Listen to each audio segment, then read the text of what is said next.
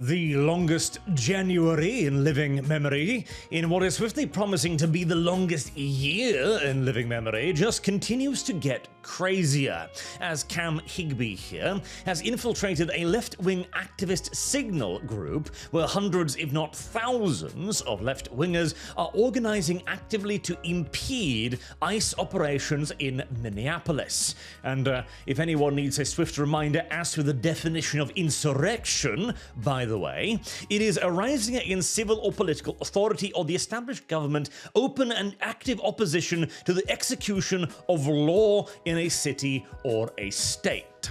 And this particular insurrection seems to be fomenting at the highest level. Minnesota's signal group leader identified as Amanda Kohler, a protest organizer and campaign strategist for Tim Walz. Now, previous campaign strategies, as far as I've been able to figure out, by the way, as here she is depicted with the governor, and her LinkedIn has mysteriously been deleted, so I wasn't able to check if she was still employed or if this was a previous relation. But this, of course, is just another symptom of what I genuinely am believing now is probably the beginning of a genuine civil war in the United States. Not one with battle lines or anything like that, but the beginning of an insurrection. As well, I don't see any way again that this de-escalates. I talked about it in the previous video on this topic. And since this stuff here was going on long before the shooting of Renee Good as well. Indeed, you remember the wives said, we had whistles, they had guns. Well, the whistles are a part of this organized group. This is a part of their doctrinal strategy to interfere with ICE operations. That is why all of them act in the same way, and all of them are using the same gear. This is, again, and I need to stress this, an organized insurrectionist group acting against the law enforcement. But I wanted to just play you this little clip right here as well from Cam Higby's reporting, where in this part, Why are you guys following? you can hear the whistles in the background, again, as a part of the demonstration, the activists. You have people then beginning to block the roads, another part of the doctrine. And you've got this person saying that you are an auspicious vehicle and you are confirmed ICE. Any suspicious looking person? As they are harassing them. We're not ICE. Oh, and Not ICE! Not in an ICE vehicle, right? No. they're not. Right, get in your truck and get the fuck out. Why? Because you need to go. Confirmed ICE. We're not ICE. Yeah, same with the people that you're abducting. Get out. We're not because we're being. So here you have groups of aggravated citizens surrounding a vehicle filled with people that they have confirmed to be ICE. Now, this confirmation is done because this signal group apparently has access to some sort of vehicle registry database, so they can check if a car is registered with ICE, so they may follow it, harass it, block it in, and surround it with activists. This has been a part of multiple escalations that have occurred recently, like this one, for example, showing just a straight-up assault on another content creator who is out covering the protest. And again, they're just straight up attacking the guy because they believe he is in opposition to them, that he's ICE or whatever else. You have so many examples. You have here, again, people just straight up attacking ICE protesters, not protesters, the ICE agents. We've seen previous clips of this in other videos too. You've got the ICE agents needing to defend the hotel where they're living because people are trying to break into it. And of course, during all of this continued escalation, and you've got people like this too. So Tim Doyle is an artist who is apparently endorsing the murdering of ICE agent. I mean, yes, not even apparently, just straight up, because this is what the left jerks off to. This are their fantasies right here. Another one, Minneapolis could be our Fallujah. So this is again some interactions on Twitter saying Minneapolis could be our Fallujah, organized supply drives, and making GoFundMes to try and get more equipment into Minneapolis to support this, again, organized insurrection. Indeed, we have here an example of their training dossier. So he says, this is the training manual for domestic terrorist patrols chasing ICE agents in Minneapolis. Keep in mind, this is the watered-down OPSEC version, so operational security. We've already seen another one like this, which was how to unarrest people by assaulting officers. Again, I stress, this is an organized insurrectionist group right here. They've got doctrines, they have support, they have logistics, they have all of these things. And one might wonder where the hell all of this comes from, but seeing as it has connections to official Democrat campaign people, well, we don't really need to wonder anymore now, do we? No, not really. And we've also got this. So, National Guard members have arrived at the site of the federal building and have been ordered to distribute donuts, coffee, and hot chocolate to anti-ICE protesters. Now, this footage is just looks like, you know, people handing stuff out maybe, or getting their own supplies, so maybe that is hyperbolic, but it sure as hell is really, really weird, isn't it? At least 2 Democrat Minnesota state officials and a campaign advisor Tim Walz, Amanda Coller, have been identified as admins and dispatchers in now leaked Signal group chat used to stalk and impede federal immigrant operations in the state. So, I stress, a lot of this is rumors at the moment, but, well, with all of the deleted Facebook groups popping up and LinkedIn profiles, it certainly is awfully suspicious, isn't it? And we also got members of leftist media are in this group too. Ben Hoverland, photojournalist at MPR News Instagram, and he protected his account shortly after this. So there are actually journalists within this group as well, left-wing journalists, who presumably are actively supporting all of this with attempted good PR, or simply as a member of this insurrectionist group right here. So, a lot of these people were also beginning to panic as this was all now released and revealed, and then they know what they're doing is obviously wrong, right? Of course they do. They feel guilty about it, and they know there might be consequences for this. And there's also the speculation here. Flan has been exposed. User Sky told blah blah blah, posing as Betty on Signal following hour, speculated that the admin Flan on Signals is Minnesota Lieutenant Governor Peggy Flanagan. Now again, speculation, of course.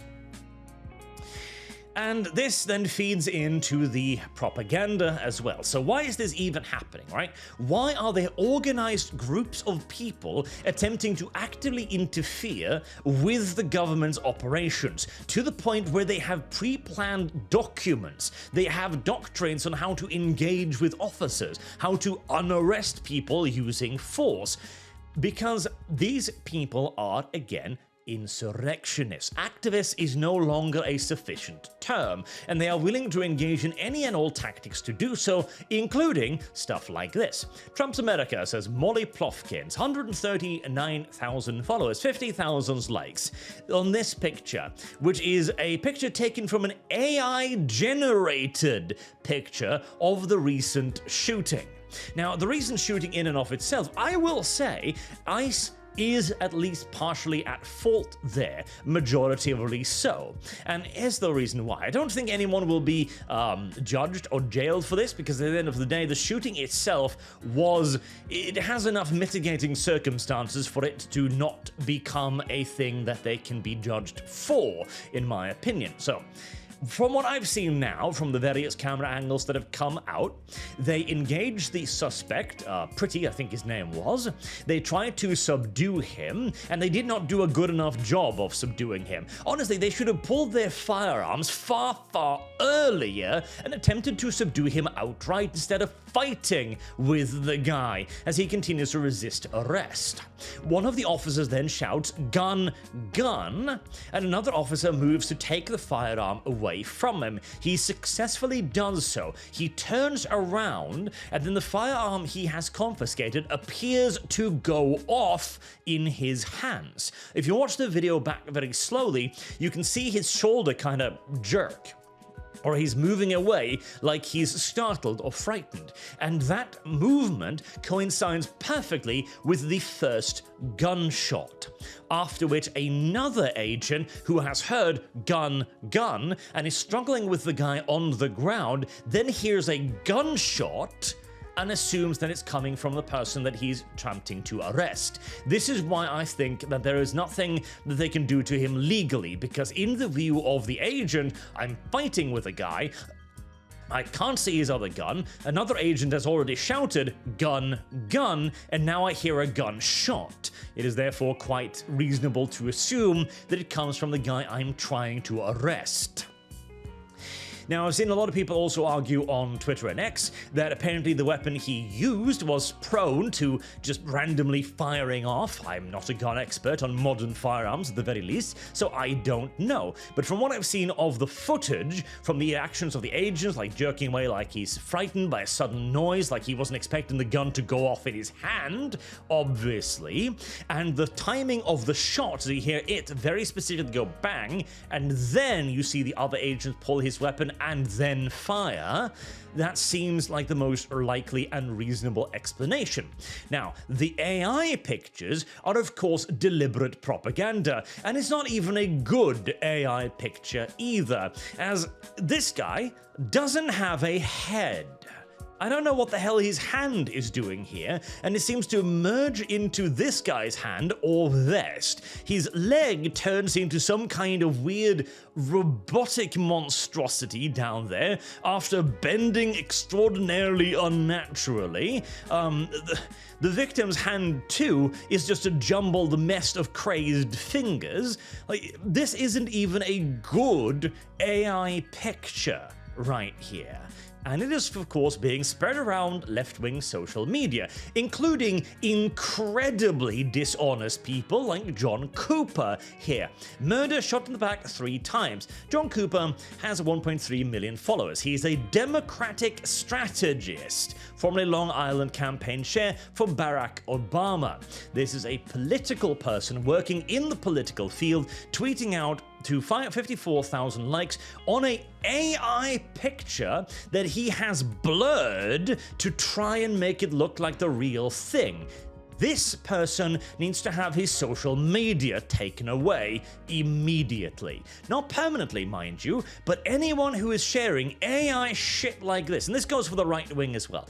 This was during the Renee Good shooting, for example, where some people thought it was a brilliant idea to create an AI reimagining or rendition to try and get more clues out of it. Like, oh, AI, what happened here? No. Anyone that posts anything like this, blatantly false shit with the specific explicit intent to fire people off, their social media gone for a week. Fuck you, you don't get to comment on this. And there should then be a ginormous sticker on their account saying, I was a fucking idiot that should never be trusted ever again because I decided to try and make an inflammatory situation even worse. And of course, you got yet further escalation from Tim Walz himself, who has the following to say. We have got children in Minnesota hiding in their houses, afraid to go outside. Many of us grew up reading that story of Anne Frank. Somebody's going to write that children's story about Minnesota. And there's one person who can end this now. Yes, Waltz, that's correct. It's you. You could end this right now by actually letting your police force do something, but you won't. You could deploy the National Guard, but you won't, Tim Waltz. And of course, this is an idiotic and a very, very left-wing thing as well. It comes from propaganda bullshit like this, as I don't know if you have to be told, there's in fact literal fucking memes about this from half a decade ago, but no, evicting illegal immigrants is not like the fucking Holocaust, you goddamn idiots. Anyways, again, on the Tim Waltz thing, so this was apparently shot near the hotel where protesters were trying to break in because they'd heard ICE agents were there, with the police turning around so as to not interfere with the mob. And other absolute fuckwad idiots as well, like Legal Eagle here. We need to continue to stand up. ICE and CBC shouldn't have been in there in the first place. They have no right and duty to do crowd control. That is correct, fuckhole. That is the job of the police, or in the case of a situation of large-scale public unrest, the National Guard. Those are the people whose job it is to keep the civilians away from federal law enforcement doing their fucking job. No, absolutely. ICE shouldn't need to do crowd control, and it is because of people like you that they have to. Any blood that is spilled in this conflict right here is on this motherfucker, on Tim Waltz's, and everybody in this signal group's hands, and no question about it whatsoever. No, you cannot interfere with the legal activities of your fucking government evicting illegal immigrants. I don't give a shit about any moral spiel you make to justify placing yourself in this position. And that as well is the thing. So in the case of this shooting, I do believe ICE was largely at fault. Not to the point where they're going to be convicted of it because there are too many mitigating circumstances. But honestly, they should have approached the guy far more aggressively. Fuck the pepper spray, fuck fighting him, ignore all of that shit. Pull your weapons and make him submit. The only way forward here is an escalation of force. That is the only opportunity. Right here. So people again were surrounding the hotel as they were trying to get the ICE agents out as their situation were now compromised and they were being threatened by mobs of people. This is how you do. Bring the fucking shotguns, point them at their faces and say lay the fuck down on the ground. This is the only way to do things. And honestly, Trump too, I did a video about this already. The only decent thing to do, the only correct and moral thing to do right now is to just declare this an insurrection, to bring down the hammer of martial law on Minneapolis, lock people in their fucking houses, curfews, because very, very clearly this isn't going to stop. This will not de-escalate. This cannot de-escalate, as you have the left actively escalating at every opportunity they have. You have the governor comparing legal police activities, or federal law enforcement in this case, to the Holocaust. They're not backing down. They're not moving back. They're not trying to lower the temperature. They are actively increasing it. You only have two options in this case. It is yet again our good old-fashioned friend, the iterative prisoner's dilemma. Either you back down and let them continue on with their lawless activity, their literal insurrection, or you up the stakes, you up the ante, you elevate and escalate and say, no, we're not. And if you want to get hurt because you won't back down, well, fuck. That's your responsibility now. It is the only way this works. As you, again, your only options are surrender or continue on ahead. At the very least, until the people whose job it is to actually get between ICE agents and the police, and the protesters, go in and do their jobs. Any sane person would by this point order the Minneapolis Police Department to go in there and fucking escort ICE around. If there are civilians who come out, the police needs to move out and go like, no. Like, listen, you can't do this. For your own fucking safety, you Darwinian idiots, go back into your cars, put down your fucking whistles, and stay inside. But I don't see it happening. I do not see it happening. I do not envision a scenario in which the left, who is now allegedly being run by literal campaign people, and again, considering stuff like this, considering this is a major person within the Democratic Party tweeting out blatantly false images, AI-generated blatantly false images with a filter over it to try and make it look real, as if it was taken by a camera at the moment. No, there's no de-escalation here. The only way out of this is fucking up, okay? Up. Escalate, escalate. People like this take away their social media account for a week. I'm not saying they should be banned forever, although in this case maybe he should, because he's gone above and beyond. He hasn't merely taken the false AI picture, he has then thrown on a filter to make it look real as well. Maybe this guy should lose his fucking account, but the rest, let's assume that they tweeted it out because they were too stupid to check if the ICE agent had a fucking head or not. Let's assume idiocy over malice, at least to begin with. 7 days, no social media, big sticker on the front page saying you were a fucking idiot and you deserve to have your account taken away for a week. Simple as. Remove them from the bloody news cycle. As otherwise, you're just going to see people escalate yet further. God, the hand in particular. Okay, you can even argue that in the age of AI, it's difficult to tell at an immediate glance whether or not something is AI, but this isn't even good AI. Again, fucking robot leg, disappearing limbs. Not to mention that this bears no resemblance whatsoever with the actual video footage. You are either an idiot or a malicious activist, especially, again, if you do this.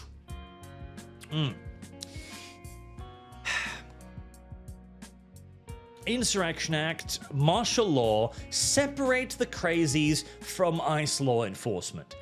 Only option, only decent option. If the governor is unwilling to govern, then fuck, somebody's gonna have to do it instead. It's the only way that this de-escalates. As paradoxically and insane as it sounds, escalation is the only way this de-escalates. And for God's sake, find every single motherfucker who was in this group and what's the penalty for participation in an insurrection in the United States? Whatever that penalty is, apply it liberally. Make an example out of them so that hopefully other people won't decide that they should go to a protest with a recently purchased firearm and start a fight with law enforcement. Until next time, I've been Arch. Thank you very much for watching, and I do hope to see you all again soon. Have a good day.